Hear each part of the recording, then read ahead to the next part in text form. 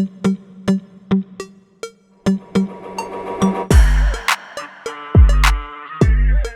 right, what's up, everybody? Mitch here, owner of Heatwave CrossFit, and we have... I'm Abby Chandler, coach at Heatwave CrossFit. Yeah, and we're coming together to do this podcast. We've discussed it for years. I think we even wanted to do one remotely when Abby went to South Dakota to coach, but just now that we're back together and you kind of got your life figured out on what you're doing on your day-to-day things. Barely. And we got everything set. Now we have the means to do it, I guess. So yeah. Here we go, episode number 1. Yeah. So just a little about us. Like we said, we're CrossFit coaches, CrossFit box owner. So podcast name is going to be Outside the Box. On this topic, we're just going to talk about how CrossFit has shaped and prepared us for life outside of the box, and just stuff that happens in your everyday life that we don't think is talked about enough. Yeah. So our busy schedules, how you maintain your fitness, put health as a priority, business risks, health, anything you can think of that we don't think is talked about enough. And we're just going to take lessons that we can learn inside a CrossFit box and bring it to you all here on this podcast. Yeah. So the first one we're going to discuss is just kind of going all in and having some risks and just going for those risks and actually taking that risk and just diving head first. First one that I want to talk about is when I was younger, just moving to Arizona. I'm originally from Nebraska and was teaching there for about 3 years and just kind of saw myself doing the same thing over and over again in small town Nebraska. And I was like, gosh, I kind of want to get out of here. So my buddy and I looked at a different place, and it was like either Arizona or Florida. And I hadn't heard anything about Bullhead City before. Florida was on that list. We wanted somewhere warm. Yeah. And then I remember talking to one of an old high school teacher, and he's like, Bullhead City, that's the hottest place in America. And that's really the only thing I really knew about it after talking with him, So just taking that risk and getting here, and that was a huge risk. But now I'm a business owner here, and I've taught here for so many years and have so many sweet relationships because of it, and I don't ever look back on it. Like, I still am good friends with my buddies back home, but I don't, I'm not missing out on anything there. Right. Yeah. I don't think in any of the conversations we've ever had, it's a thought about moving back to Nebraska. No, not at all. I do. When I go back there, I'm like, gosh, I love this. But my buddies are always like, we do this because you're here. It's not like we get together for that reason. So, I see them a few times a year, which is good. So do you think that CrossFit would have happened, or being a business owner would have happened in Nebraska? Like, have you ever thought about that? No, I don't. No, I don't think about that. I really don't think about I think I would just be teaching in probably Omaha or Lincoln or something like that, but not. Dang, good question, Abby. Thanks. I just got you thinking. We're both teachers as well, so that might have been like a level 2 or 3 question that I just asked. Yeah, right. And my short answer was very short. I don't know. But yeah, I kind of have a similar, not similar, that was kind of Mitch's younger life. In my younger life, I did the opposite, and I moved to the Midwest and played college softball. Same thing, not knowing a single person, but I was lucky where I got, 12 built-in best friends because, right when you're on the team, you get sucked in by the team. Yeah. But I also sustained an injury while in college, and it was a back injury that I was a right-handed hitter, and it wouldn't let me. I couldn't take as many swings as my counterparts were. I couldn't do all those things. And so I went up to one of my coaches one day and I was like, hey, I'm pretty fast. Like, why don't you teach me how to slap? And she was like, oh, you're a sophomore in college. You're not going to learn how to slap. Like, that's impossible. And I was like, watch me. Yeah. And, you're on a team sport and you're just sitting there thinking I can't hit as much as these girls are hitting. I can't contribute to the team right now. What can I do? And do you think them telling you that you couldn't do it, like, you're already this old, you've already been playing for this long, you're not going to be able to do that? Do you think that kind of lit a fire under you? Well, kind of. And it was, I did have two coaches, shout out Kayla Hadding and T-Mac, who were like, if you're willing to work, we're going to do it with you. Yeah. And so they motivated me too, because I knew that if I worked hard enough, I could do it. And I think that having those two on the days when I was like literally crying in the cage, that just was like, okay, I've got 2 people, if any, on my side, Yeah. that are gonna see it through. And, I came out the next year, I walked into my head coach's office and I was like, look, I've been slapping and I want to show you that I can do it. Yeah. And she goes, okay, at practice today, let's do it. And I slapped at practice and she was like, all right, you're not hitting right-handed anymore. Really? Yeah, and it just happened fast. In the softball world, like hitting bombs, you just hit it deep. So like when you're slapping well, it's just like I'm hitting spots. Like, Yeah. that's what it. Yeah, and I'm like fast-ish. Like I'm not like slapper fast. I know. I've seen you in running workouts. You're fast. Yeah. And but like those slappers, some of them are just crazy. Like they can just put it in play and be safe. Just So bunt, I right. had to get good at placing a ball because I knew that I wasn't gonna just be able to put it in play and take off. Like I had to read defenses, and I think that's why I ended up loving it, is because you play when you're a right-handed hitter. Your job is to hit the ball hard. Yeah. My job is to find a hole and get it there. So would teams shift on you when you see a slapper? Is there more shifts as a slapper or more shifts as a slapper, regular hitter? yeah, A slapper. yeah. Like, people are. And did you chuckle at that? Yes. You're like, move. Yeah. Yeah. Good job, dude. And then my first year slapping, I didn't have all the tools, and then I kept working. My second year slapping, I had more tools, meaning I could power slap, get things to the outfield. And so once I had that too, because everyone had my scouting report of here's what she's going to try to do. Yeah. And I was like, oh, Yeah. Nat Wagner, thanks for the power slapping. But so I don't know, just a time that I was proud of myself for just going for it, because it paid off, Yeah, for for me sure. and my team. Yeah. More importantly, my team. But Well, and did you look at it as like, man, I'm not going to play as much, or I can help my team more? I can help my team more. Yeah. Because I felt helpless. And I had conversations with my head coach I had felt like I was playing a lot of defense. I wasn't doing a lot of hitting. Yeah. And I had told my coach, I feel helpless when we lose. Like, I feel like I can't do, I want to help more. And so that was kind of my way of just being like, we're losing a slapper next year. That diversifies our lineup, and I could fill that hole if we really needed to. And Through your 4 years, were you?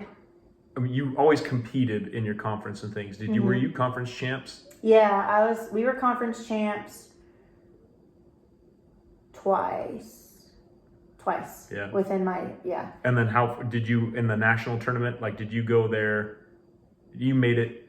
I made it to a super regional twice. Okay. A regional 3 Yeah. times. Oh, geez. Yeah. So postseason almost every 3 of the 4 years. Yeah, well, we went postseason, but we didn't make the NCAA's my Okay.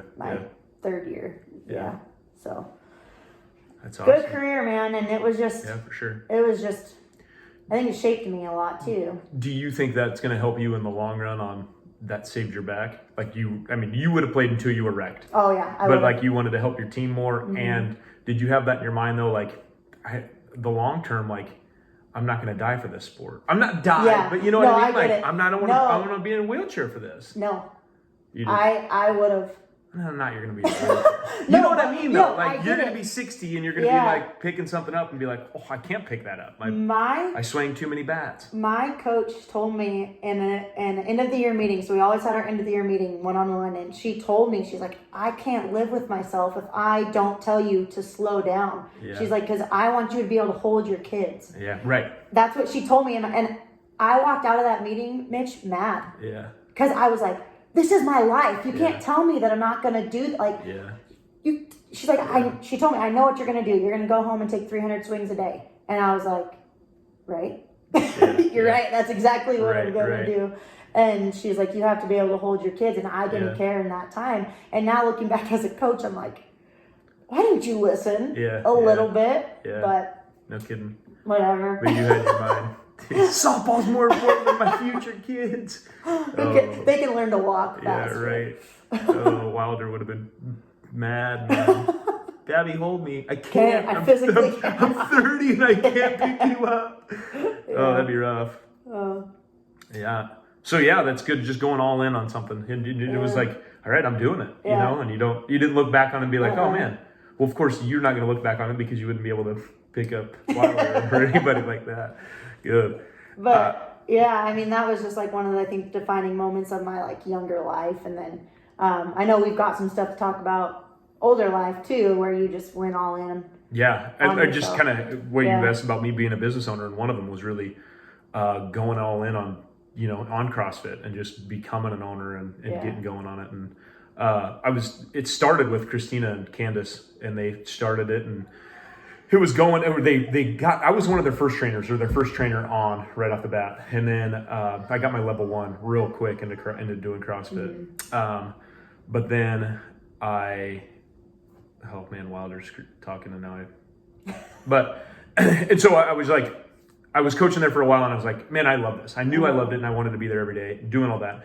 And then I went and visited Josh Wilson, and he owned a CrossFit, and I came back to him, and I was like, I want to be part owner in this. What would it cost? And so they gave me some numbers, and I went to the bank, and it's like, all right, this is going to be a hefty loan, but this is my passion. Like, I want to do it. And I had a good relationship with those guys. So I wasn't like, hey, I'm going to take this loan out and start up my own. I'm just not that guy to go against them and just, start up my own. So And it's not worth climbing the ladder, stepping on people's heads Right. to get there. yeah, exactly. And this is a small town. And so it's just kind of like, I don't, no, whatever. And so I bought in, and then a few years later, Christina came to me and was like, hey, I kind of want out on this. Would you be looking to buy my portion of it? And so I kind of discussed it with Candace too. And it was that, once again, reached out to my resources, and I was like, Josh, what do I do, man? This was after, like, okay, here's the pros and cons. This is what it's going to cost. And so it was tough. Like, it was expensive to do, especially just on a teaching salary. Right. But I just moved over to Laughlin, so I was making more at that time. And then I coached cross country, and so I had that stipend, and it was like, oh man, okay, Josh, I can do this, but now I'm going to be completely broke. And, I'm not going to have trainers. I don't have this. And so it was just like, I'm going to be working. There's 5 classes a day. There's going to be, it's going to be hard. And he was like, you can do it. And, and that was really all I needed. He was like, I can see how much you love this, and I know that you'll succeed at it. So Right. I went for it. Yeah. And man, it was a lot of work. Yeah. Like what we were talking, like Candace had the 8:30, so that was good, but it was the 2 morning classes, and then I coached the evening classes too. And then Katie came up with that Made for Moms class, which we still have some of those members that are just legit members now. But that was I think it was at 7 o'clock at night. So 7 to 8, and then I'd mop 8:30, and getting home, it would be almost 9 o'clock. And then all over again. Right. And then 5 a.m. that next morning, we'd be at it. Yeah. And was there ever a point where you were just like, man, is this grind worth it? Or was it always just like, nope, I'm going to make this thing happen? I remember actually talking with Jeff Viles one time, because on Sunday we'd open it up for jiu-jitsu. Oh, yeah. He needed a place, and it was like air conditioned, so that's huge for those guys. But I remember talking to him, and I was like, Matt's the smart one, because he was training. I was like, he's making hourly wage, and he just gets to walk home, And I was like, I wasn't taking any money, barely. Now it's like, he was a smart one, because he had no stress. He could come in and do what he loves, get paid that hourly wage, and then be out, And I did think that during certain times, I'm like, man, I'm putting in a lot and getting nothing. But then again, like, I like the grind. I like that daily grind of just doing it and seeing the progress from people. Yeah. We've helped.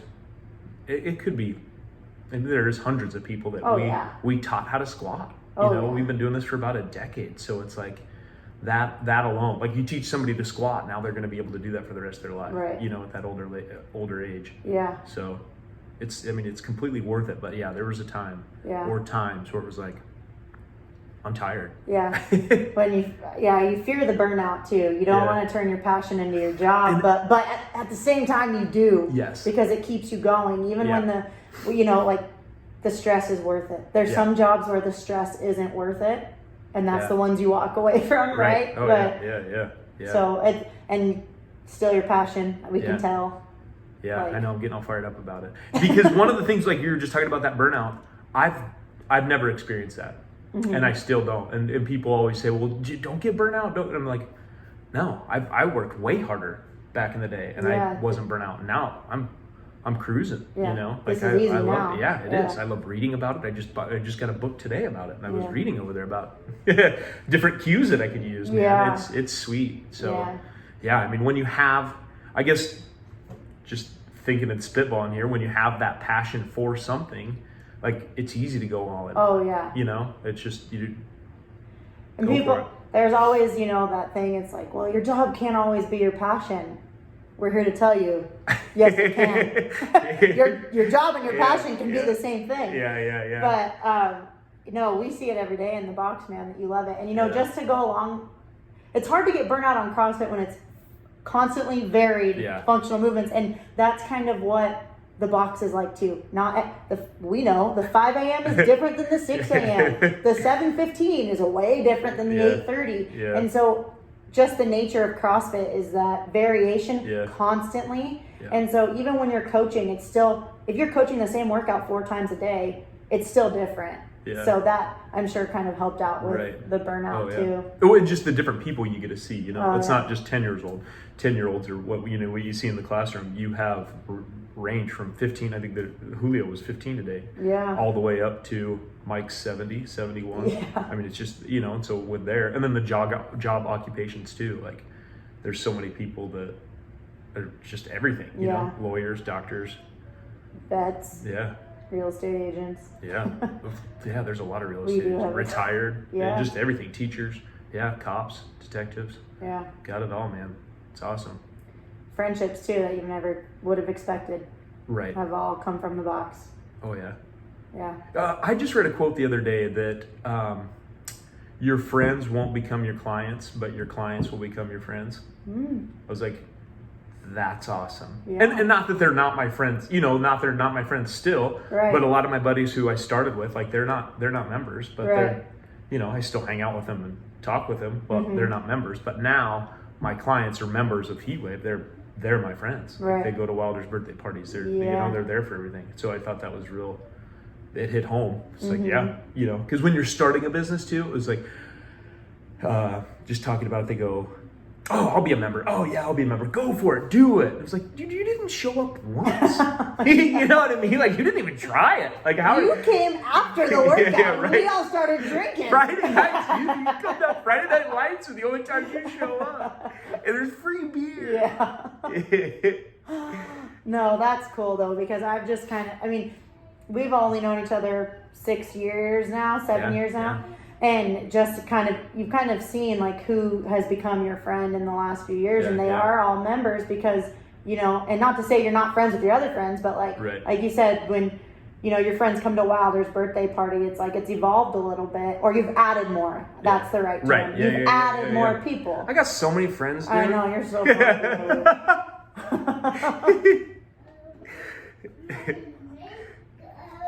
All right.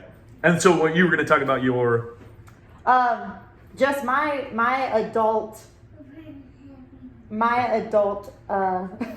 sorry, Wilder just showed up. My adult kind of go all in thing was more, I took a risk on myself by moving back to South Dakota. So I moved back, I got a teaching job, I was making good money, I was coaching softball, you know. Yeah, and Laughlin, you were teaching. And that's, I mean, we taught for a year together, which was fun. And we just, What do you want?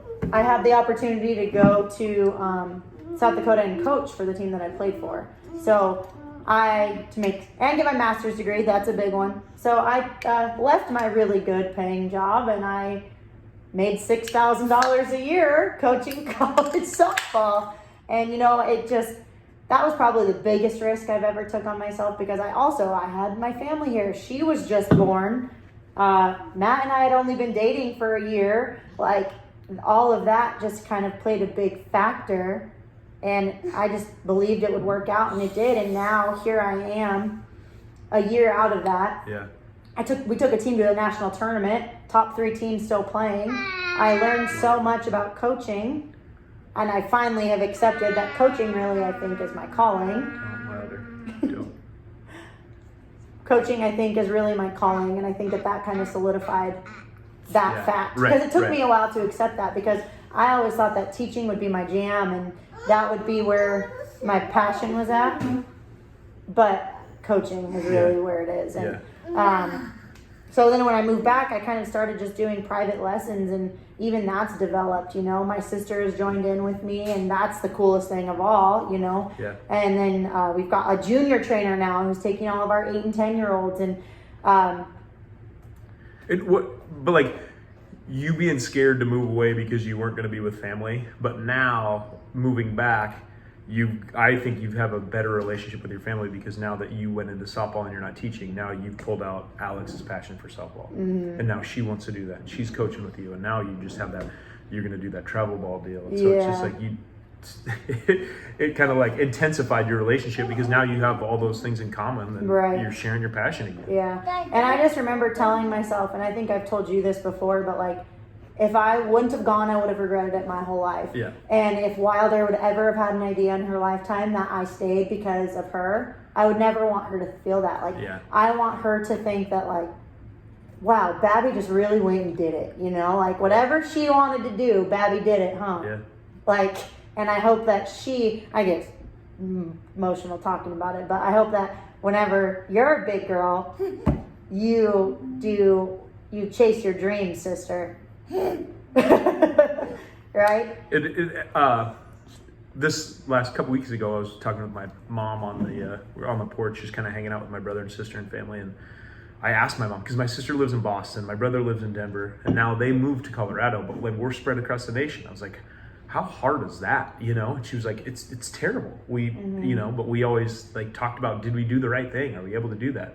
But my sister loves Boston. My brother loves Denver. And you can't, you know, and so it was just kind of like, my mom was like, I'd be doing a disservice if we kept you where we were at in small town Nebraska. She was like, it was a good upbringing, you know, it was great. You guys had sports, you did whatever you wanted, but it allowed you to branch out and do whatever you wanted after that. You know, we weren't going to make you stick around with us. So it was cool having that conversation with her. Yeah.